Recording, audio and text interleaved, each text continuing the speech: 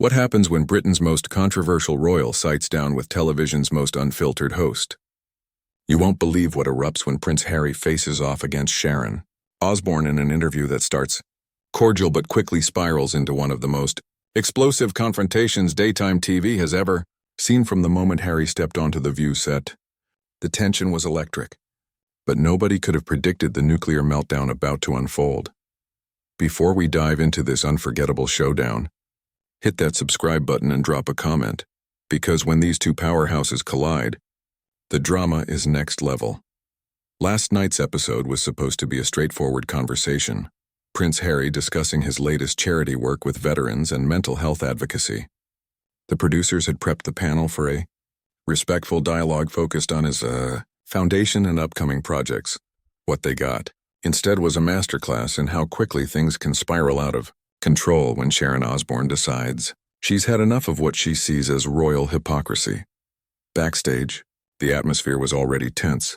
Sources reveal Harry's team submitted a strict list of off-limits topics.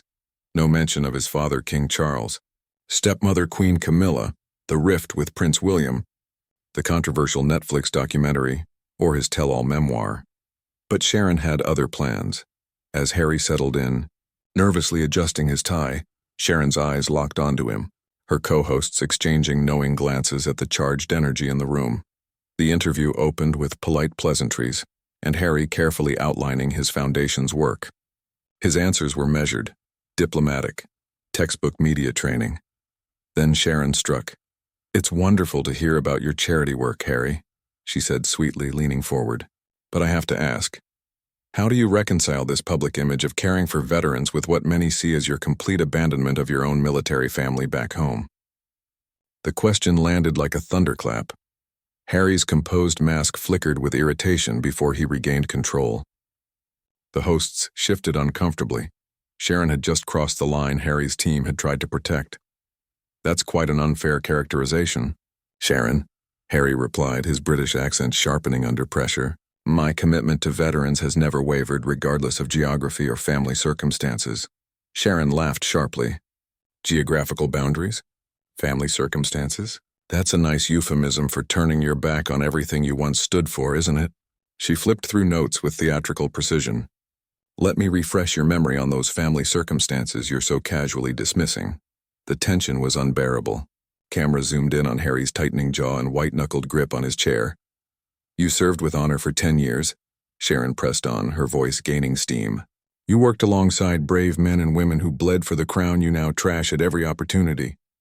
They respected you, followed you into battle, and now you sit here in a Hollywood studio, cashing Netflix checks while throwing those same institutions under the bus." Every instinct screamed at Harry to fight back, to defend himself against these gut-wrenching accusations. But he knew losing his temper would only play into Sharon's hands. "My service record speaks for itself," Harry said, voice steady but tinged with barely contained anger. "I've never forgotten my brothers and sisters in arms, and I never will," Harry said firmly. "What I have done is choose to speak truth to power, something that seems to make a lot of people very uncomfortable." Sharon pounced on that like a cat on a wounded bird. "Truth to power? Is that what we're calling it now?" Her voice dripped with sarcasm as she turned to the audience, inviting them to witness what she framed as a moment of royal delusion. "Let me tell you about truth, Harry. You had everything, handed to you on a silver platter. And you threw it all away because you couldn't handle a little criticism from the British press." The accusation hung heavy in the air like smoke from a fired gun. For the first time, cracks began to show in Harry's composure. His breathing grew shallow. A cheek muscle twitched ever so slightly. "You have no idea what you're talking about," he said, his carefully maintained calm starting to slip.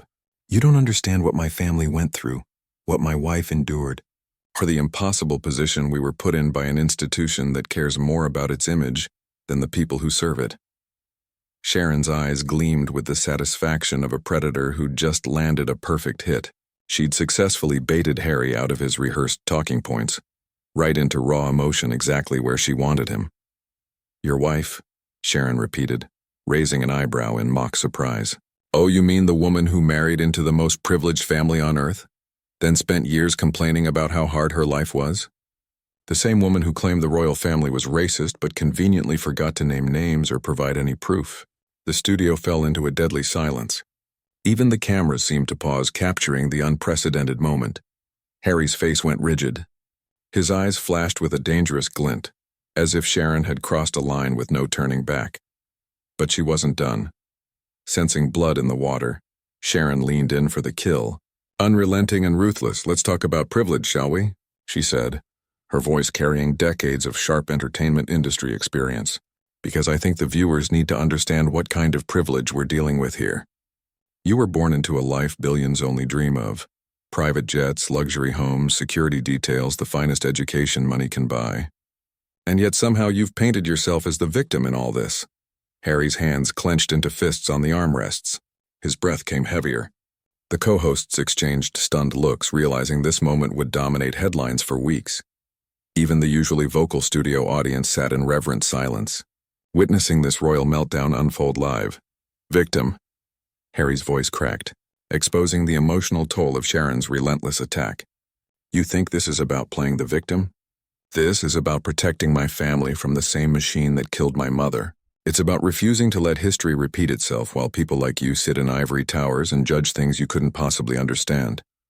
The mention of Princess Diana sent a shockwave through the room. Sharon's expression flickered as she realized Harry had just raised the stakes to a dangerous new level. But she doubled down.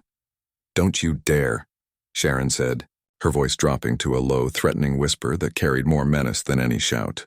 "Don't you dare use your mother's memory to justify betraying everything she believed in. Diana may have had her issues with the royal family, but she never abandoned her duty. She never ran off to California to make Netflix documentaries or write tell-all books for profit." Suddenly, Harry shot to his feet so fast his chair nearly toppled backward. The entire studio went still, security tensing in the background, not sure if this was a dramatic gesture or the start of something more serious. "How dare you speak about my mother?" Harry shouted, his voice raw and echoing through the room, an intensity no one there would soon forget. "You don't know her," Harry said, his voice strained but steady. "You have no idea what she went through, what she sacrificed, or what she would have wanted for her sons." Sharon remained seated, her expression calm and calculating despite the storm she'd just unleashed. She had achieved exactly what she set out to do: shatter Harry's carefully crafted public image and expose the raw, unfiltered emotion beneath. And she wasn't finished. "I know she wouldn't have wanted her son to become a professional victim," Sharon replied coolly, her words slicing through Harry's emotional turmoil like a blade through silk. "I know she wouldn't have wanted you to abandon your responsibilities or hand over your family's private business to the highest bidder. And I certainly know she wouldn't have wanted you to hide behind her memory every time someone challenges your choices." Her words hit Harry like physical blows.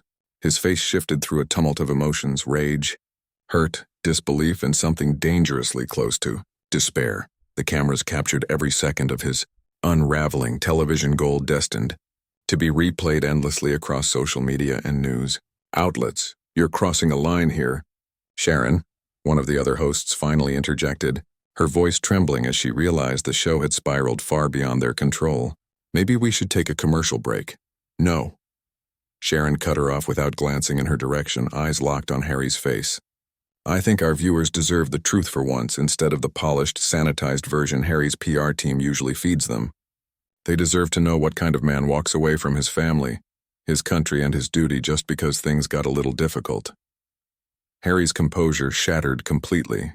The diplomatic training, the media coaching, the careful image management, all evaporated as years of bottled-up frustration exploded to the surface. "Difficult?" Harry screamed, his voice breaking under the weight of emotion. "You call watching my wife get systematically destroyed by the British press difficult? You call having my newborn son's security threatened difficult? You call being told my mixed-race children wouldn't be entitled to the same protections as other royal grandchildren difficult?" The revelation hit the room like a bomb. Even Sharon seemed momentarily taken aback by the raw pain and fury in his voice. But the damage was done, both to Harry's public image and any hope of salvaging the interview. "So now we're playing the race card?" Sharon said, her tone heavy with weary as if Harry had confirmed her worst suspicions. "How predictable. When all else fails, when you can't defend your actions on merit, you fall back on accusations of racism. It's the oldest trick in the victim's playbook. The accusation struck Harry like a slap. His eyes widened in shock and disbelief, unable to fathom such casual dismissal of his family's lived experiences. The studio fell into a silence so complete, the hum of the air conditioning seemed deafening. "You're unbelievable," Harry whispered, venom dripping from every word. "Absolutely unbelievable. You sit there privileged beyond measure, never having faced a day of the scrutiny or pressure my family has endured, and you dismiss our pain as just another card to play." Sharon leaned back, a satisfied smirk playing on her lips. She had done exactly what she intended, baited Harry into revealing more than he meant to, stripped away his diplomatic mask, and created a moment that would be dissected for years. "I'm stating facts," Sharon said, maddeningly calm in contrast to Harry's raw emotion. "You had everything and threw it away. Instead of working within the system to change it, you chose to burn it all down and profit from the ashes. And now, you're trying to justify those choices by painting yourself and your family as victims of what millions would call blessings." Harry stood frozen for a moment, chest heaving with barely restrained rage, hands trembling as he fought to keep control and not make the situation worse. The cameras kept rolling, capturing every flicker of his internal battle. But Sharon had one last weapon, a final blow that would push this confrontation beyond repair, far outside the studio's walls. "You know what I find most disturbing about all this, Harry?" Sharon said, her voice low, dangerous, and ready to deliver the final strike. Her voice took on a tone of mock concern, chilling in its calmness, more devastating than any outright attack could be. "It's not just that you've abandoned your family and your country," she said slowly. "You've weaponized your trauma, commodified your pain, and turned your mother's death into a brand. You've built an entire empire around being Princess Diana's grieving son. And frankly, it's grotesque." The words struck Harry like a bolt of lightning. His face drained of color, then flared red with a rage so fierce several people in the studio visibly recoiled. The accusation was brutal, surgically designed to inflict maximum psychological damage. Even Sharon's co-hosts looked stunned by the cold cruelty. "Stop," Harry said, barely above a whisper, but with a warning sharp enough to silence the room. "Just stop talking." But Sharon wasn't about to back down now. Her whole career was built on fearlessness, on saying what others dared not utter. She was inches away from creating a television moment that would define her legacy. "Diana's death was a tragedy that shook the world," she continued, her voice growing stronger, delivering what she intended as the killing blow. "But you turned that tragedy into your meal ticket. Every interview, every documentary, every book deal, it all circles back to your mother's death and how it shaped poor little Harry. You've made millions off her memory, and you have the nerve to lecture others about exploitation?" Chaos erupted in the studio. Harry's security stepped closer, sensing their client was nearing a breaking point that could spiral out of control. The other hosts talked over each other, desperate to regain control, as if trying to stop a hurricane with bare hands. "You're sick," Harry said, voice trembling with a raw, primal fury that seemed to come from the very core of his being. "You're genuinely sick. To sit there and accuse me of profiting from my mother's death, a woman who died when I was 12, who I never got to know as an adult, who never met her grandchildren, that's beyond disgusting. It's inhuman." Tears streamed down Harry's face, not of sadness but pure, unfiltered rage, the kind that floods the body when a person is pushed beyond their limits. "I'm stating facts," Sharon said, unmoved by the raw emotion she'd provoked. "Every major decision you've made since leaving the royal family has been packaged around your mother's story. The Oprah interview, the Netflix series, the memoir, they all center on Diana's death and how it shaped your trauma. You've built a multi-million-dollar empire on the foundation of that tragedy." Harry wiped his eyes with the back of his hand. When he looked up, the hurt and vulnerability were gone, replaced by something cold and calculating, a look that said he'd just made a decision with far-reaching consequences. "You want to know about my mother?" Harry said, voice steady and controlled, more frightening than his earlier outburst. "Let me tell you about her." She spent the last years of her life hunted by photographers who cared more about the perfect shot than her humanity. She died in a tunnel in Paris because she was being chased by people who saw her as nothing but a commodity. He stepped closer to Sharon, close enough that the cameras had to zoom out to keep them both in frame. His voice dropped to a whisper, heavy with decades of pain and anger.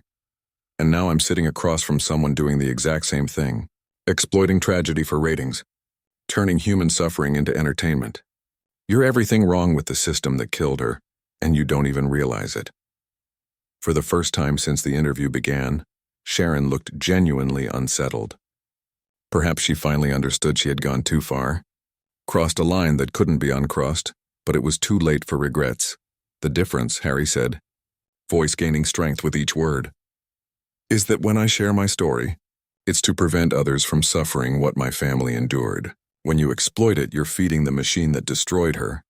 Sharon opened her mouth to respond, but Harry cut her off with a dismissive wave. I'm done, he said, pulling off his microphone and dropping it onto the chair. Done with this conversation. Done with this show. Done with people like you who think basic human decency is optional if it gets good ratings. He turned to leave, then paused, looking back at Sharon one last time. The anger and hurt were gone, replaced by exhaustion. Disappointment etched deep into his features. You know the real tragedy here, Sharon? He said quietly. You had a chance to have a meaningful conversation about real issues that matter. Veterans' mental health, supporting military families, topics that could have made a difference. Instead, you turned it into a circus for your own amusement. Sharon finally found her voice, but it was too late. Harry, wait. No, he said firmly. I've waited long enough. I've spent my entire adult life waiting for people like you to remember there are real humans behind the headlines. I'm done waiting. With that, Prince Harry walked off the set, leaving behind stunned silence and a host who'd gotten exactly what she wanted. Viral content to dominate the news cycle for weeks, but at a cost only just beginning to reveal itself. The cameras kept rolling as Sharon sat alone at the desk. Her co-host had followed Harry off stage, trying to salvage what remained. For the first time in her career, Sharon Osbourne appeared at a loss for words. She'd won the battle, goaded Harry into a meltdown that would generate millions of views and endless debate. But as she sat there, staring at the empty chair where Harry had been moments before, one question lingered. Had some victories come at too high a price? The interview was over, but the consequences were only beginning. In just half an hour, Sharon had crafted one of the most explosive moments in daytime television history. Yet she'd also revealed something about herself that could never be taken back. How far she was willing to go for entertainment. As the studio lights dimmed and the crew packed up, one thing was certain. This confrontation would be remembered, analyzed, and debated for years to come.